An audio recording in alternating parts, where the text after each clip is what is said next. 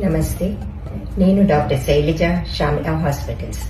ఈరోజు మనం లుకోరియా గురించి తెలుసుకుందాము. లుకోరియా అంటే కామన్ లాంగ్వేజ్లో వైట్ డిశ్చార్జ్.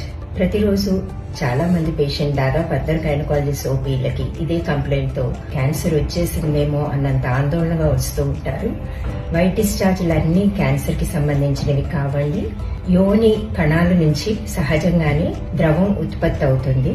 తెల్లగా క్లియర్గా ఉన్నప్పుడు మరియు చిక్కగా గమ్మీగా ఉన్నప్పుడు కూడా మీరు భయపడాల్సిన అవసరం లేదు.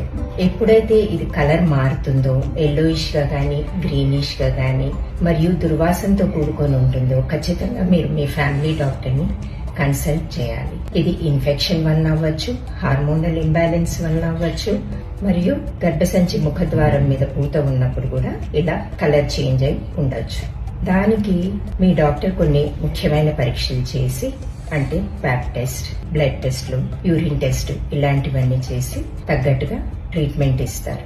ఇన్ఫెక్షన్ ఉంటే ఇన్ఫెక్షన్ కి ట్రీట్మెంట్ ఇస్తారు. గర్భసంచి ముఖద్వారం మీద పూత ఉన్నప్పుడు కాల్పోస్కోపీ చేసి, అవసరమైతే సర్వైకల్ బయాప్సీ చేసి క్యాన్సర్ లేదని నిర్ధారించుకున్నాక దానికి కూడా కన్సర్వేటివ్ ట్రీట్మెంట్ ప్లాన్ చేయొచ్చు. థర్మల్ అబ్లేషన్ లేదా క్రయోథెరపీ లాంటివి ఉంటాయి. కాబట్టి వైట్ డిశ్చార్జ్ అవ్వగానే మీరు ఆందోళన చెందాల్సిన అవసరం లేదు.